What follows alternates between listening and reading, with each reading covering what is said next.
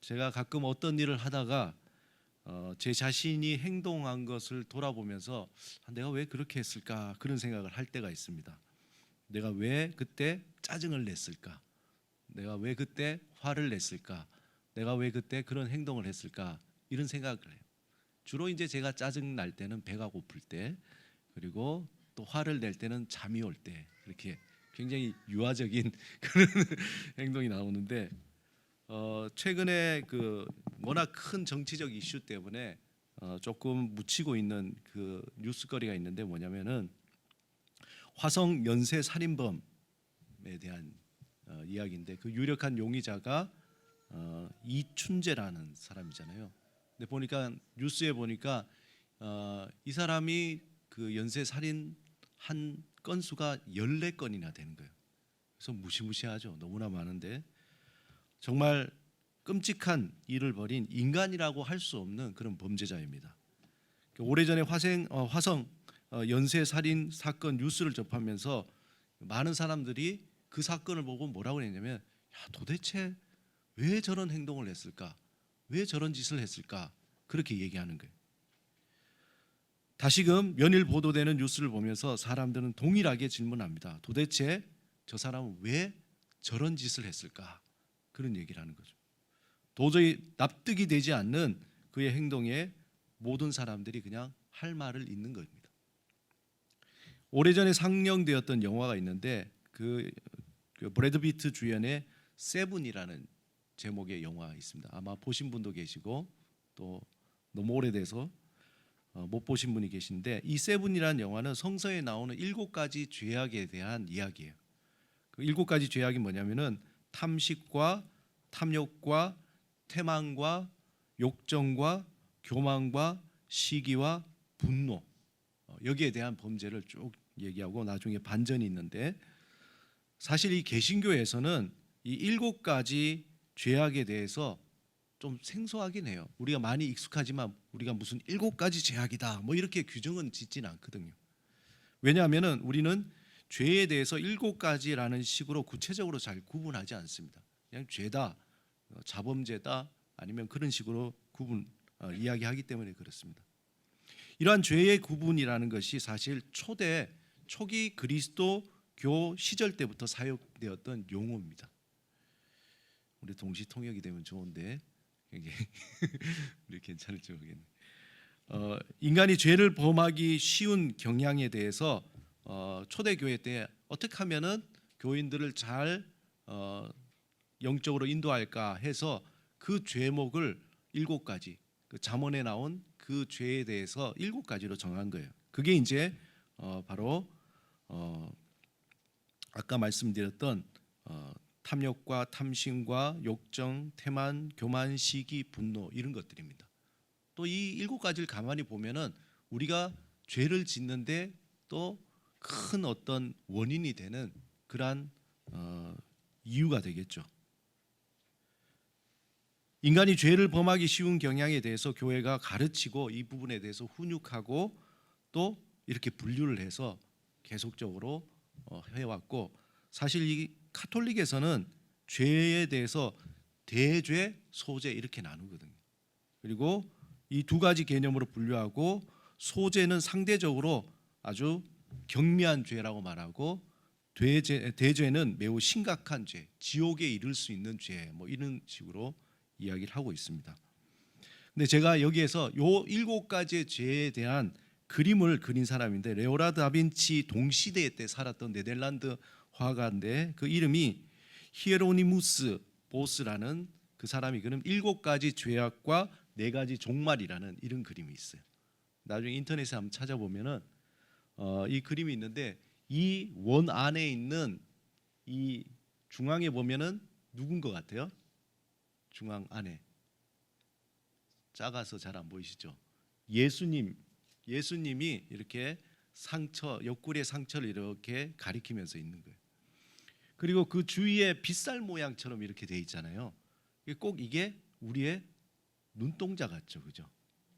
그 주위에 하나, 둘, 셋, 넷, 다섯, 여섯, 7개의 죄가 이렇게 돼 있는 거예요. 7가지 죄야. 그래서 히에로무스가 이 7가지 죄를 그리고 그 주위에 4가지 인간이 피할 수 없는 종말을 의미하는 거예요. 그 종말은 뭐냐면은 죽음과 심판과 지옥과 그리고 천국, 이 4가지죠. 그러니까 죄를 통해서 심판을 받게 되고, 사람이 죽으면 심판을 받게 되고, 그리고 천국에 가든지 지옥에 가든지 그렇게 이제 구분을 한다는 거죠. 그런데 특별히 제가 이제 관심 있는 거는 아주 작지만 제가 확대해서 좀 못 구해서 그런데 그 예수님이 있다는 이 중앙과 그 테두리 이제 우리의 눈동자 같잖아요. 그 중앙 밑에 글자가 있는데 이 글자가 뭐냐면은 조심하라, 조심하라. 하나님이 보고 계시다. 이게 이제 그 글자 라틴어로 된 겁니다. 조심하라, 조심하라. 하나님이 보고 계신다. 그렇게 되어 있습니다. 여러분 이 경고의 메시지 탁 적어 놓으면 어떤 생각이 듭니까? 하나님이 두 눈을 부릅뜨고 보고 계신 게 쫙 이렇게 잘 살고 있나, 죄를 짓고 7가지 죄를 짓고 있나 안 짓고 있나 그렇게 재판하는 듯이 생각만 해도 좀 답답하죠. 하나님이 그렇게 계신다면 막 목이 죄어오는 것처럼 그런 느낌을 받지 않습니까? 그런데 이러한 인간이 저지르는 7가지 죄악이라고 할 때에 우리는 이런 의문이 들어요. 사람이 왜 그러면 이 7가지 죄악을 저지를까? 좀 더 근원적으로 사람이 왜 이 7가지의 죄악을 저지를까?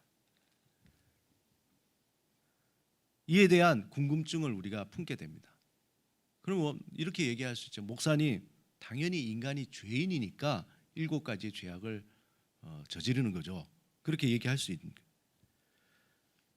사람이 어떤 행동을 할 때 그럴 만한 대부분의 그러한 이유가 있죠. 그런데 우리가 또 한 번 더 생각할 수 있습니다. 그럼에도 불구하고 왜 사람이 그런 7가지 죄, 이런 죄를 저지를까 하는 겁니다. 살인마 이춘재가 연쇄살인을 할 때에 그것이 심각한 죄인 줄 알면서, 여러분 살인이라는 게 이게 말도 안 되는 건데 이춘재는 한 번도 아니고 14번이나 그렇게 한 거예요. 그럼 도대체 그는 무엇이 그를 그렇게 살인을 하도록 만들었을까 하는 거죠. 수십 차례 범죄를 저지르게 하는 그 원인이 있다는 거죠. 그 안에.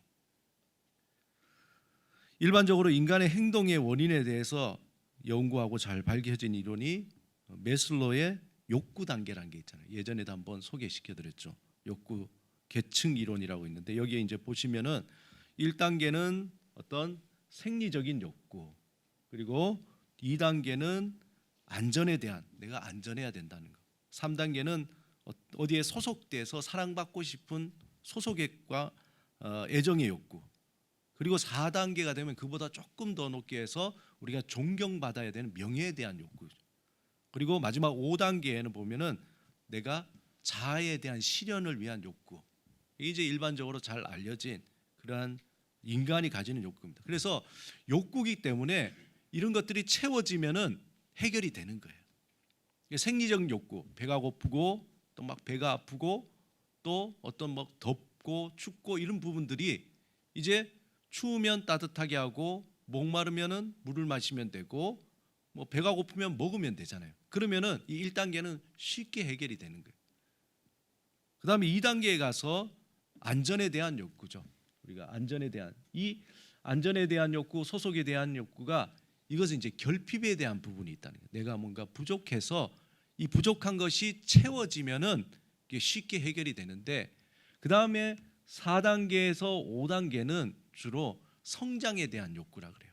이제 그것들이 다 채워지면 더 이상 없을 것 같은데 그것보다 조금 더 차원이 높은 그러한 욕구로 사람들이 필요로 한다는 거죠. 그래서 우리가 잘 알듯이 한 단계의 욕구가 채워지면은 다음 단계의 욕구로 이동하게 된다는 거죠. 그런데 이러한 욕구가 있다는 말은 다시 말해서 인간에게 결핍이 있다는 거죠. 여기처럼 뭔가, 저의 표현이지만 우리 마음속에, 삶 속에 웅덩이가 있다는 거예요. 웅덩이, 커다란 웅덩이. 그 웅덩이가 하나가 채워지면 또 채워야 되고 또 채워야 되고 계속 채워 나가야 된다는 거죠. 만약에 이러한 웅덩이가 채워지지 않을 때가 문제죠. 않을 때 그것을 채우기 위해서 행동으로 표현하는 거죠. 한준이가 막 갑자기 울어요. 그러면 판단할 수 있는 게 몇 개죠?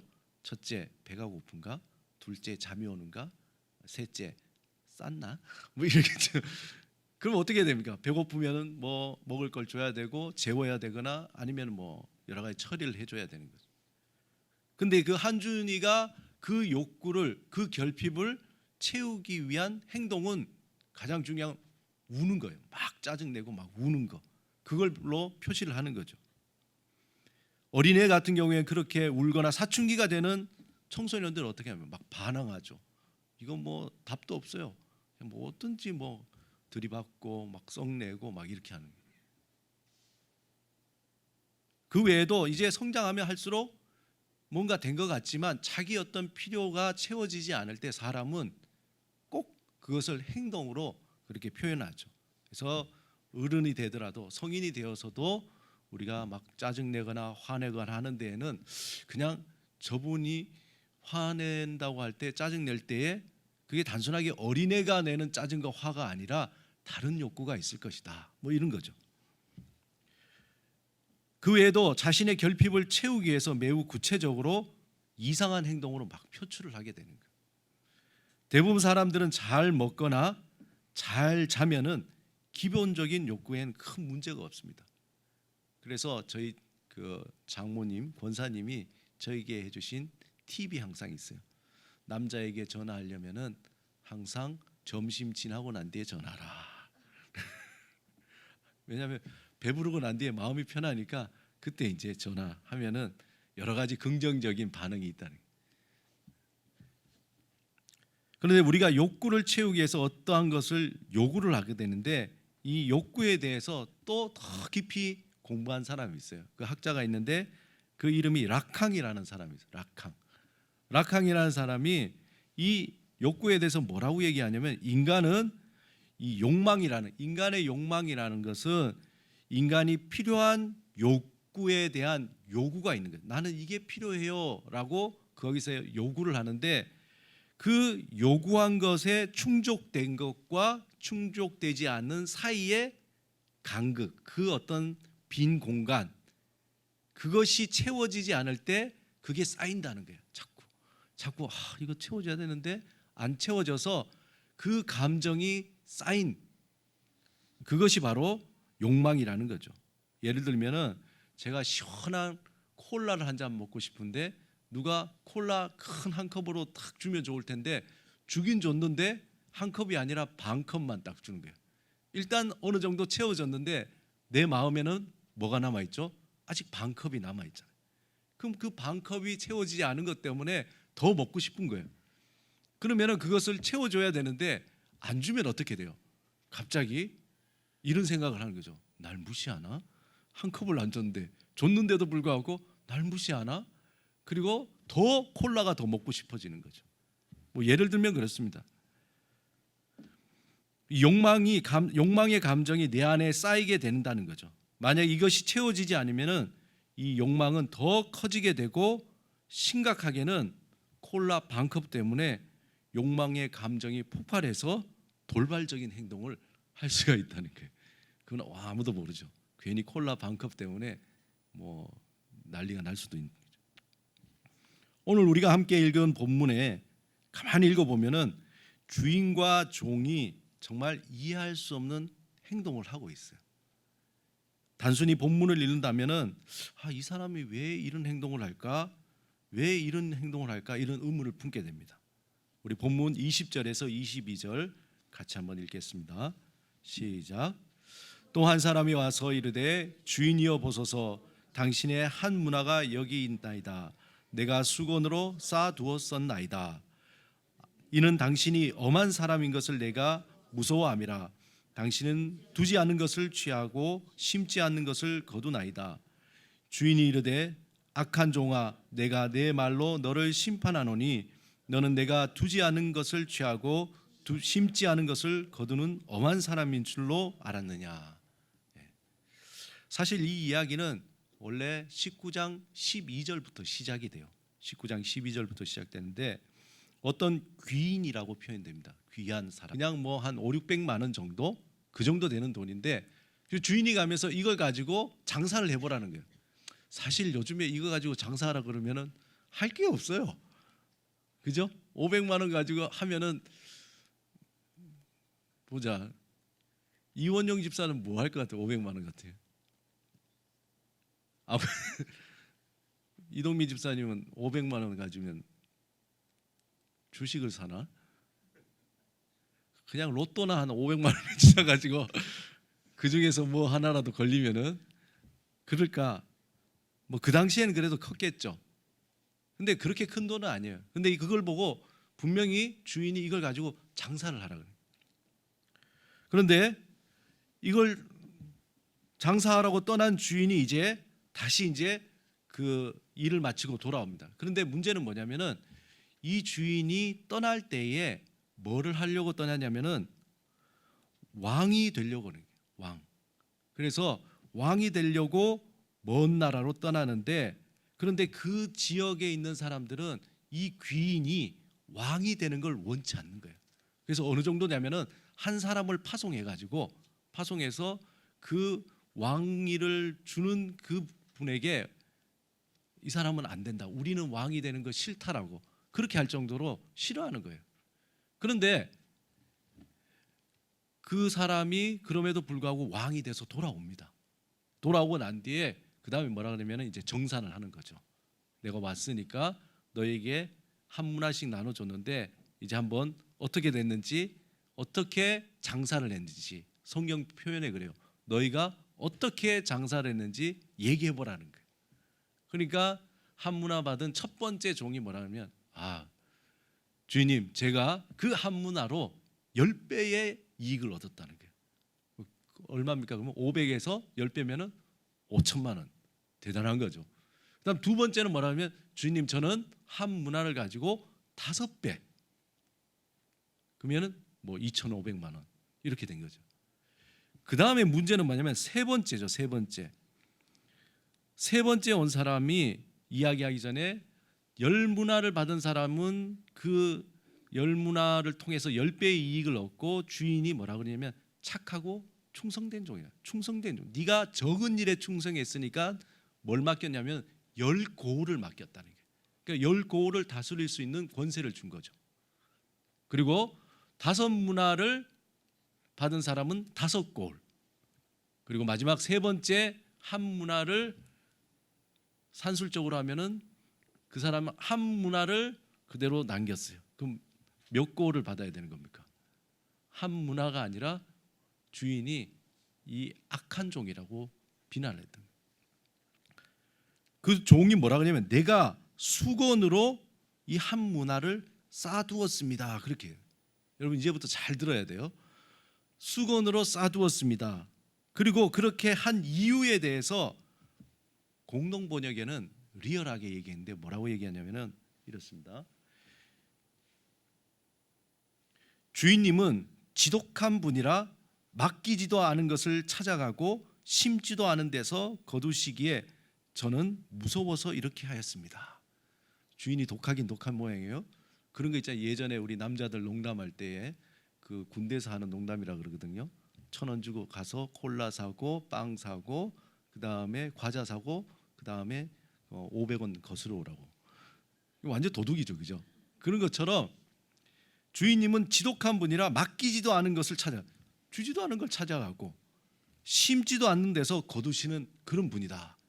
그렇게 생각하고는 제가 무서워서 혹시 이 한 문화로 장사하다가 손해 볼까 봐 겁이 나서 그대로 싸두었다는 거예요.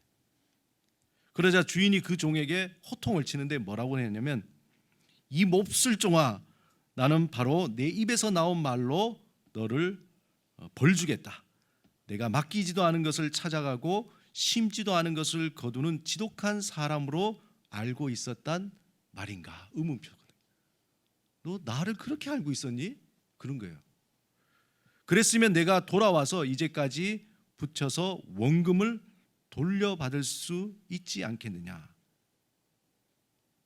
그러면서 그 사이에 뭐라 하면 너는 왜 오늘 우리 개역 개정에는 그 돈을 은행에 넣어서 요즘 뭐 은행에 넣어봐야 이자도 정말 없는데 그럼에도 불구하고 은행에 넣으면은 그나마 몇십 원이라도 붙는데 그렇다면 너는 왜 내 돈을 돈 쓰는 사람에게 구워주지 않았냐?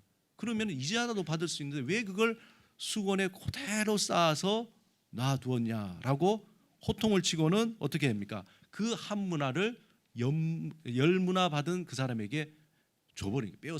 뺏어서 줘버리는 거죠. 이 이야기를 가만히 듣고 있으면은 한편으로는 이해가 돼요. 근데 또 한편으로는 잘 이해가 안 돼요. 우선 주인이 한 문화를 주면서 종들에게 장사하라고 명령했지만 세 번째 종은 했습니까? 안 했습니까? 안 했잖아요. 명령 불복종이죠. 그러니까 혼나는 게 마땅한 겁니다. 그저 그걸 수건으로 잘 감싸서 보관해 두었습니다. 그리고 어떤 이윤을 남기기보다는 겁이 나서 원금을 그대로 드린 거예요. 그대로. 주인이 준 한 문화를 가지고 장사를 하지 않고 그대로 돌려준 것에 대해서는 명령 불이행으로 야단을 맞아야 하지만 또 한편으로 그 한 문화로 만약에 장사를 했어요.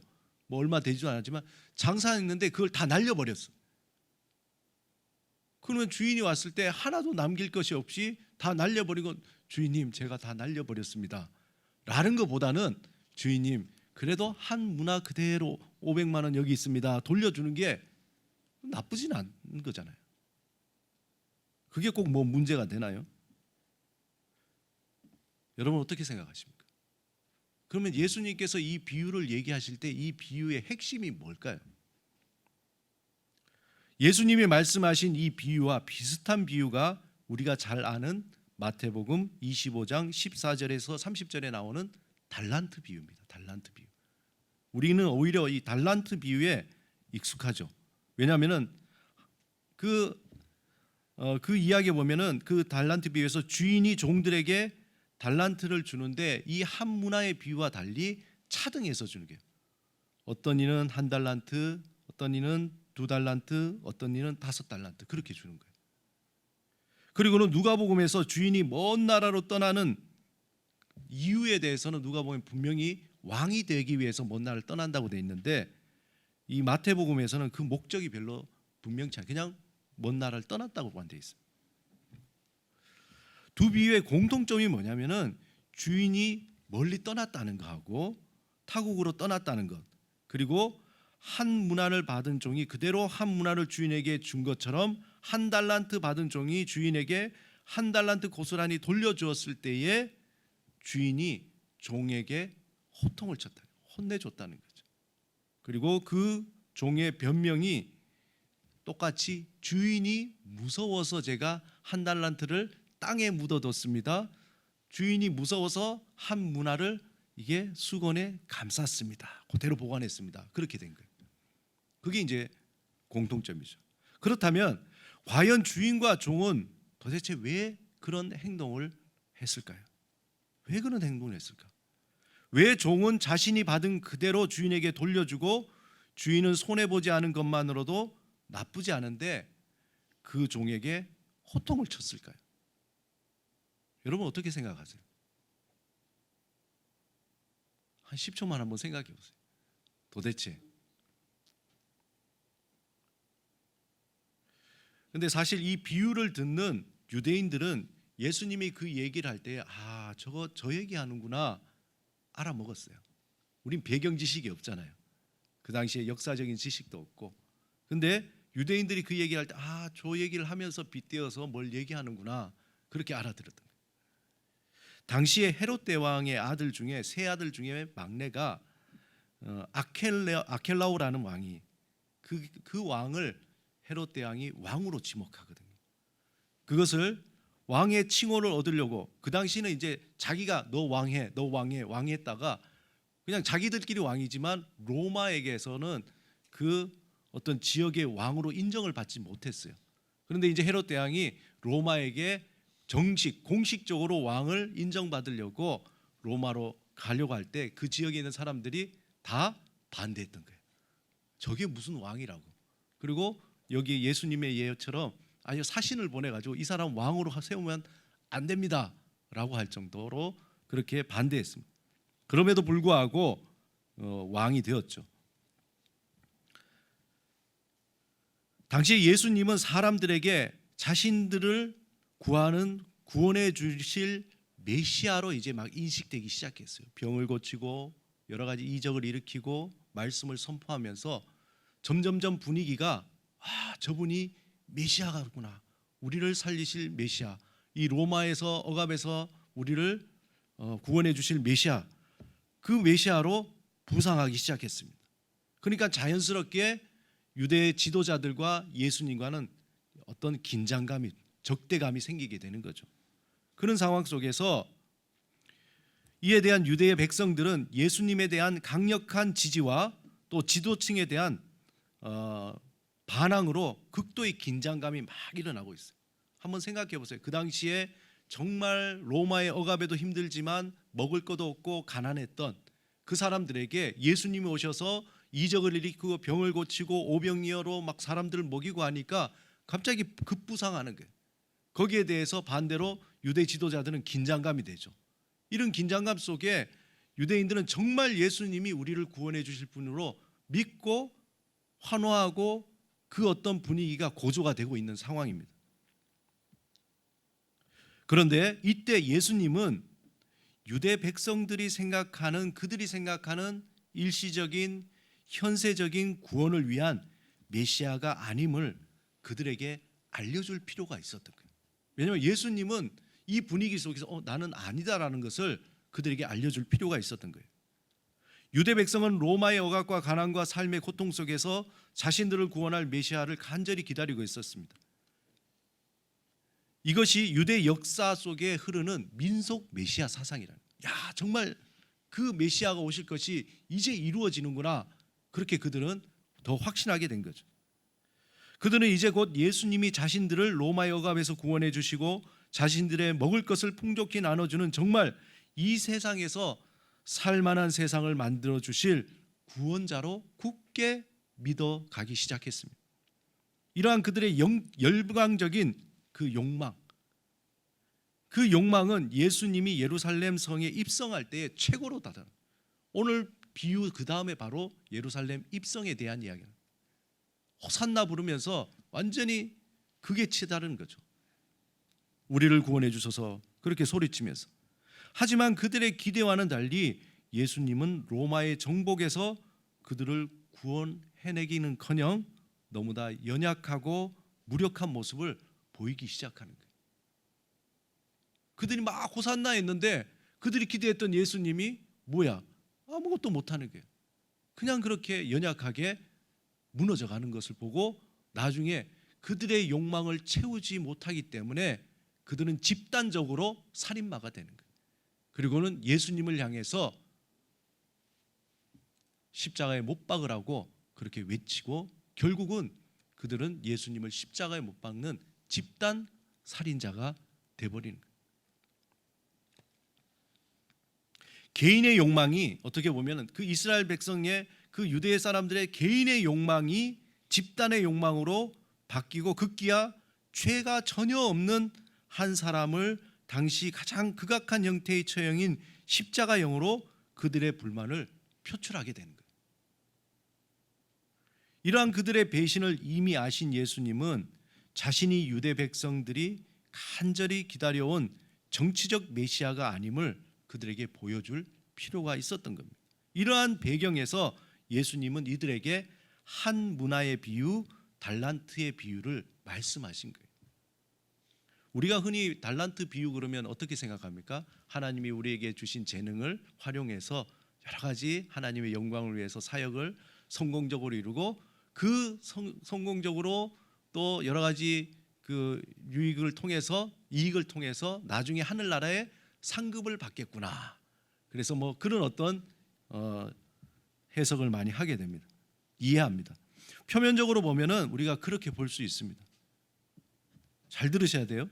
하지만 우리가 확실히 알아야 할 것은 하나님의 나라에서는 우리가 가진 재능으로 어떤 이익을 남긴 것에 따라서 상급을 받는다는 개념이 없습니다, 여러분. 누가 막 잘나가지고 정말 하나님의 영광을 위해서 교회에서 막 찬양도 잘하고 막 능력이 많아서 막 그것을 위해서 저 양반은 천국에 가서 그냥 뭐 상급을 하게 전도 뭐 100명 1000명에서 저 사람은 하늘나라에 가서 막 우리 뭐 그죠 무슨 뭐 금면류관 뭐 무슨 개털 모자 뭐 이런 얘기 하잖아요. 그런 게 없다니까요. 천국에는 그런 개념이 없어요.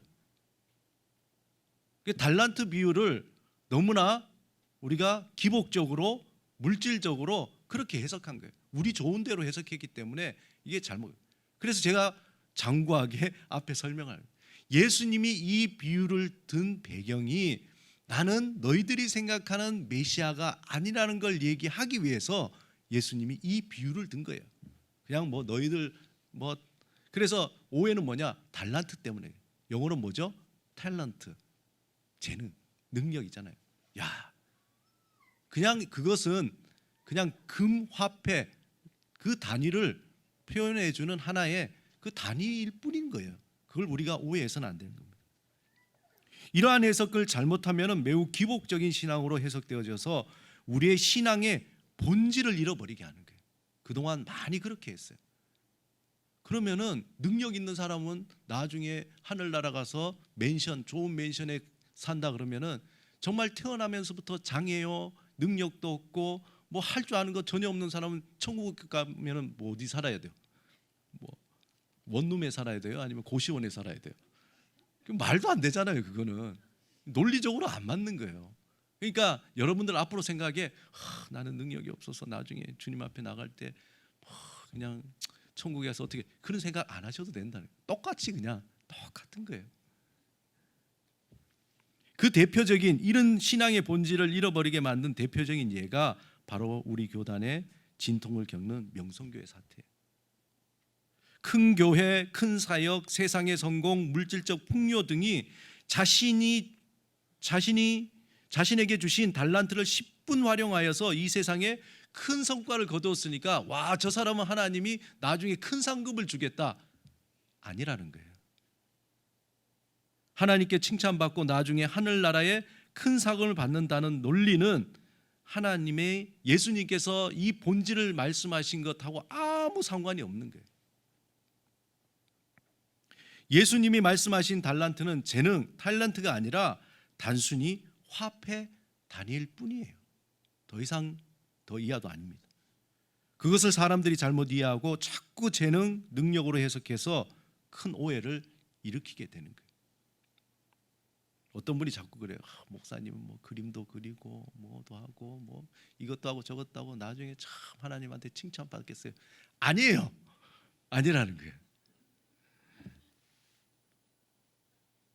이 본문의 분명한 해석의 기초가 어디 나오냐면 누가복음 19장 11절 제가 아까 이야기했던 그 부분입니다. 다 같이 한번 읽어보겠습니다. 시작. 그들이 이 말씀을 듣고 있을 때에 비유를 더하여 말씀하시니 이는 자기가 예루살렘에 가까이 오셨고 그들은 하나님 나라가 당장에 나타날 줄로 생각함이라. 그는 고제요. 저분이 메시아고 이제 곧 하나님 나라가 이제 곧 도래하겠구나.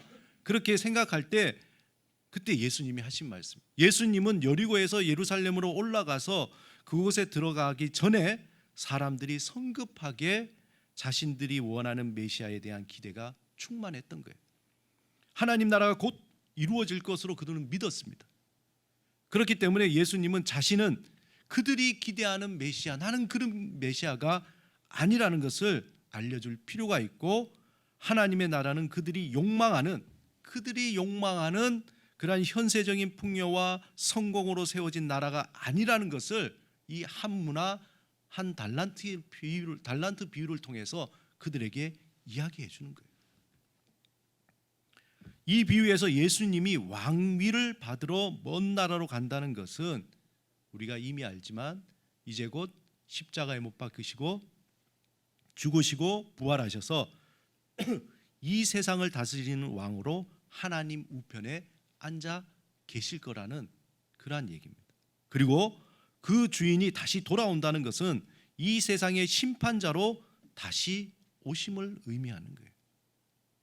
주인이 왕으로 심판자로 다시 오실 때까지 그 사이의 시간에 종들은 주 안에서 받은 한 문화로 장사를 해야 된다는 거죠. 그러니까 우리는 주님이 오시는 그 사이에 살아가는 사람들이잖아요. 우린 그 한 문화로 장사를 해야 되는 거죠. 그럼 여기까지는 뭐 목사님 달란트 비유하고 다르지 않네요. 그럼 한 문화로 이익을 남겨야 되는, 안 남겨도 된다니까요. 손해 봐도 된다는 거예요. 그렇다면 주인이 종들에게 원하는 것과 장사의 구체적인 의미가 뭐냐 이거죠. 장사의 구체적인 의미. 더 이제 잘 들으셔야 돼요. 이제 마지막 다 됐습니다. 이 비유에서 주인이 한 문화를 고스란히 남긴 종에게 호통친 이유가 핵심이 되는 거예요. 그가 주인의 명령을 따르지 않은 것보다 그 주인이 종에게 뭐라 그랬습니까? 그가 주인이 진실로 어떤 사람인지 몰랐던 것을 주인이 호통친 거예요. 그 종은 주인이 그저 자신의 행동을 판단하고 심판하고 책망을 주는 엄한 사람으로 알고 있어요. 제가 첫 번째 아빠 그 보여줬던 그림 있죠? 7가지의 죄악과 4가지의 종말의 중앙에 눈이 있고 그 중앙에 예수님이 있고 그 눈은 하나님의 눈이라 너희들이 뭐 하는지 장사를 잘해서 이익을 남기는지 손해를 보는지 내가 지켜보리라 라는 저 그림이 굉장히 잘못된 그림이라는 거죠. 하나님은 그런 분이 아니시라는 거예요. 그게 율법이잖아요. 그죠? 왜 율법에서 우리가 예수 그리스도 안에 자유하게 됩니까? 그게 율법이 주는 우리에게 옥죄는 그러한 핵심적인 내용이잖아요. 그 종은 주인이 그저 자신의 행동을 판단하고 심판하고 책망을 주는 엄한 사람으로 주인을 알고 있었다는 거예요.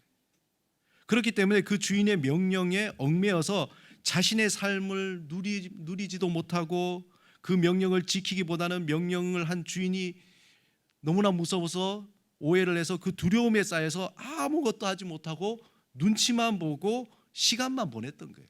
주인이 돌아올 때까지. 한번 상상을 해보세요. 그걸 두고 잘했어, 내가 장사 안 하는 게 주인 정말 무섭거든. 요거 그대로 갖다 줘야지. 그래야 내가 괜히 혼나지도 않지. 어느 날 그래도 장사하려는데 해볼까? 아니. 주인 그랬다면 큰일 나. 그러니까 그러고는 하루 종일 그냥 그 시간을 보내는 거예요. 다른 두 종은 어땠을까요? 똑같이 한 문화를 했지만 장사해보자. 까짓거 뭐 손해보면 주인이 뭐 줬으니까, 우리 주인은 그런 사람 아니니까 나 한번 해볼 거야 하고 막 해본 거예요. 주인이 종들에게 한 문화를 주면서 장사하라고 할 때 분명히 단서를 달지 않았어요. 이걸로 적어도 수익은 얼마 남겨야 된다 얘기가 없어요. 그냥 장사하라고 했어요. 장사하라고. 핵심은 장사를 해보라는 겁니다. 그것을 통해서 이득을 남길 수도 있고 손해를 볼 수도 있지만 한번 신명나게 장사를 해보라는 거예요. 너희들. 다른 종들은 주인의 마음을 알고 주인이 어떤 분인지 잘 알기 때문에 정말 마음껏 신명나게 500만 원밖에 안 되지만 그걸로 과일 장사도 해보고 로또도 한번 사보고, 로또 진짜 500만 원 사면 뭐 하나 걸리지 않을까? 아니면 뭐 그냥 뭐 주식 뭐 그래 500만 원 삼성 주식 몇 개 못하지만 그거라도 사보고, 아니면 뭐 여러 가지 많은 것들 신명나게 장사를 했다는 거예요. 하지만 책망받은 종은 아무것도 안 했다는 거예요. 두려워서, 겁나서, 주인이 무서워서, 매일매일 두려워서 하나님이 나를 보시고 심판하지 않을까? 하나님이 나를 보시고 뭐라고 하지 않을까? 이렇게 해야 착하게 할까? 저렇게 해야 하나님이 보시기에 정말 원하실까? 뭐 이 생각하다가 어떤 것도 결정 못하고 아무것도 못하는 거예요. 왜냐하면 혹시나 손해를 볼까 봐 두려웠기 때문에. 만약 이 종이 장사를 해서 손해봤다면 주인이 뭐라 그랬겠어요? 옆 사람에게 한번 얘기해 보세요. 주인이 뭐라 그랬겠어요?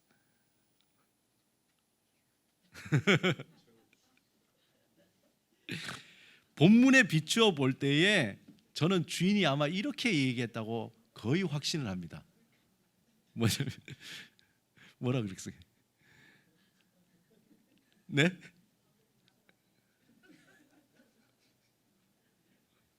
누가? 제가?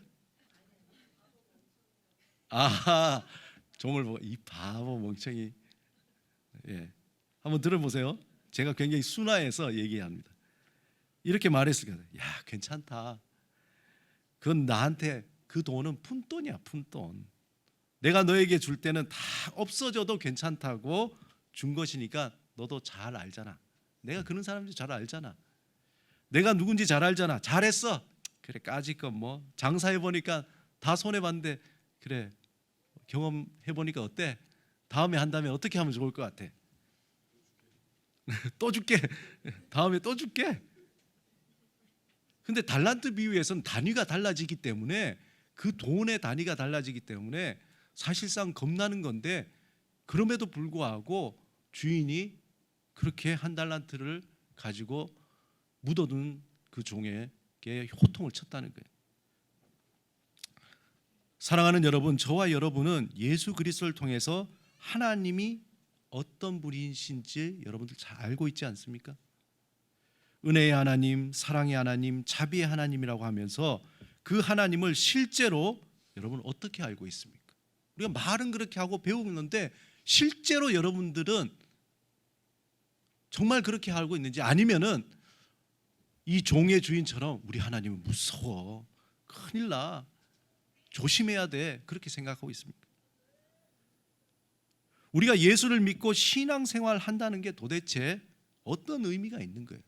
신앙생활인데 뭐 옥죄어 가지고 그냥 매일매일 겁이 나 가지고 하루를 사는데도 어떻게 하면, 혹시 그렇게 살고 있지 않습니까? 이제 다시 오실 예수님을 기다리며 우리에게 주어진 인생을 살아가는 우리들에게 우리의 행동을 가만히 돌아볼 필요가 있어요. 내가 왜 그런 행동을 했지? 신앙생활하면서, 내가 믿음 생활하면서 내가 왜 이런 행동을 했지?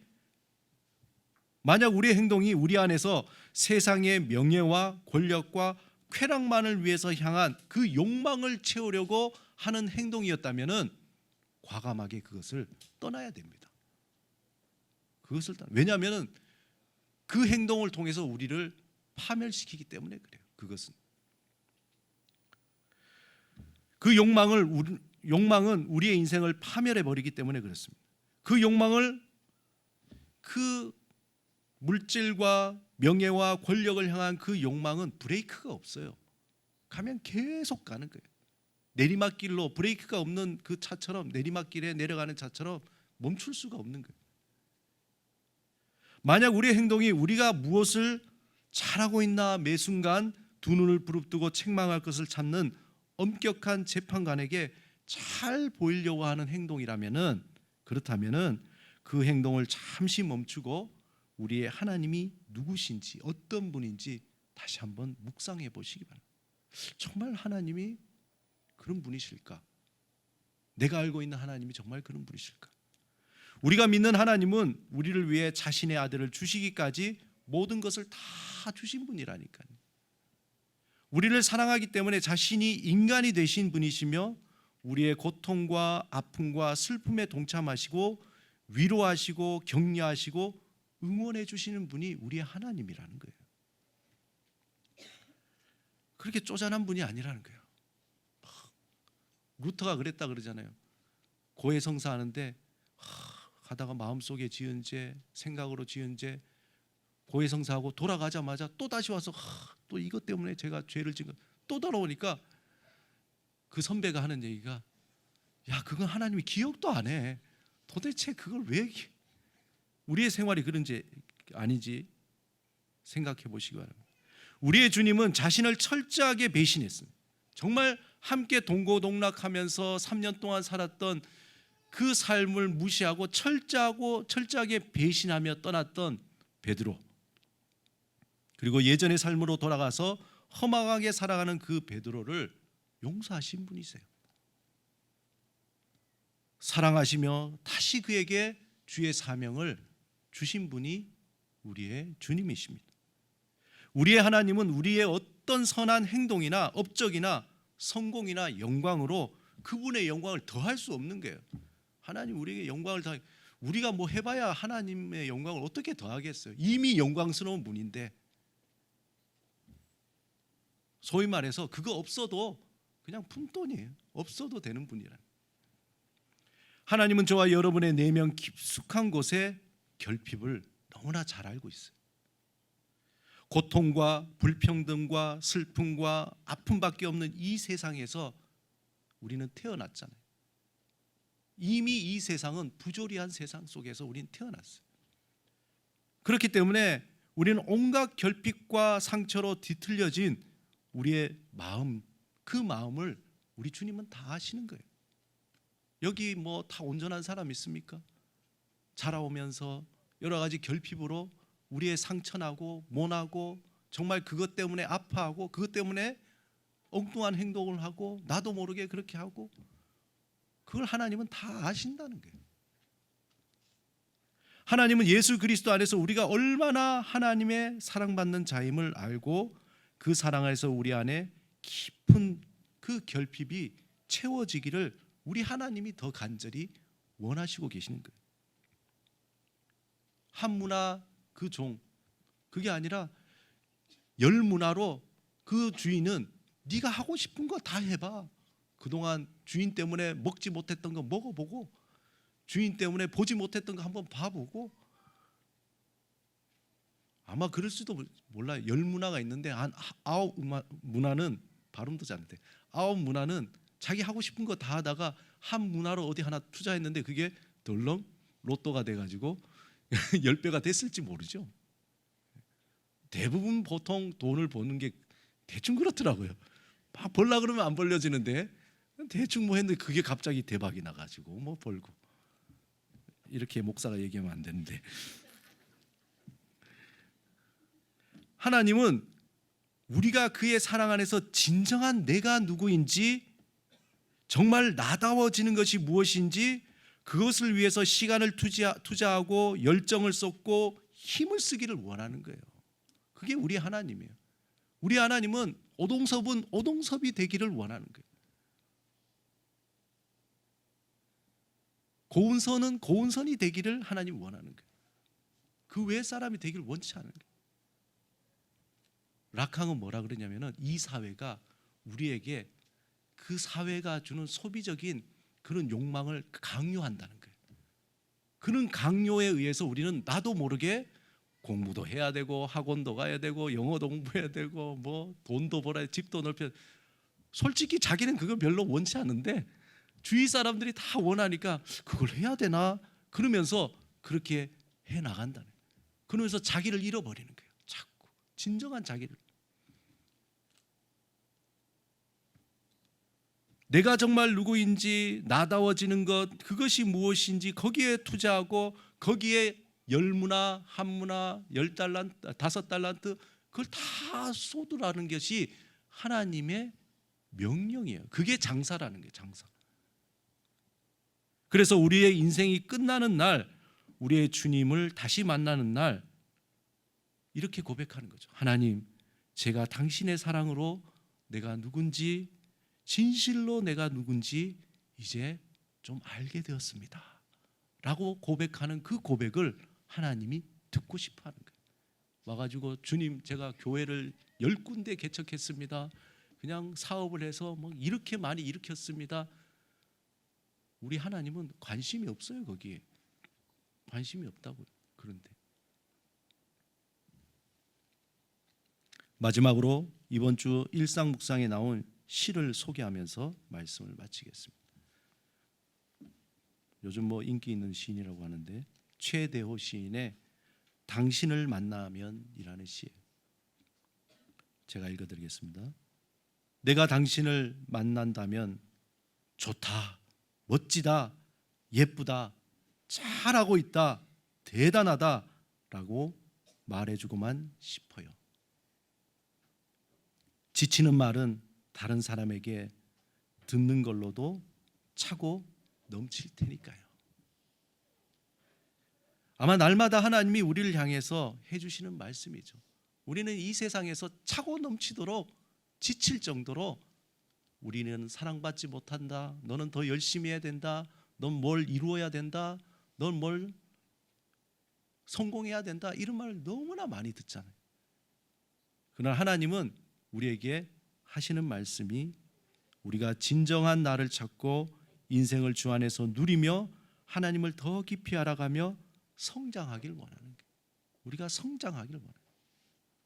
그 하나님을 날마다 만나며 변화되고 이제 다른 이들에게 인생이란 그런 게 아니야. 성장을 위해서 함께 공감하며 반응하는 저와 여러분이 되시기를 주님의 이름으로 축원드립니다. 우리 한번 기도하시겠습니다.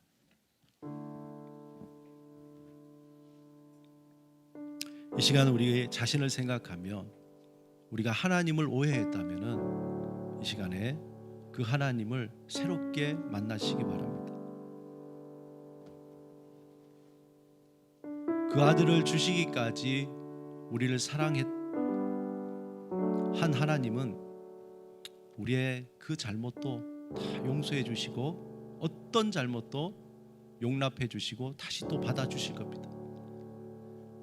그 안에서 하나님이 원하시는 것은 정말 하나님이 주신 이 인생이라는 시간, 우리의 삶의 환경들, 물질들, 주시는 여러 가지 기회들을 통해서 하나님의 사랑 안에서 내가 누구인지, 내가 얼마나 사랑받는 자인지, 또 나의 재능을 통해서 우리가 자신이 되는 그것을 원하실 겁니다.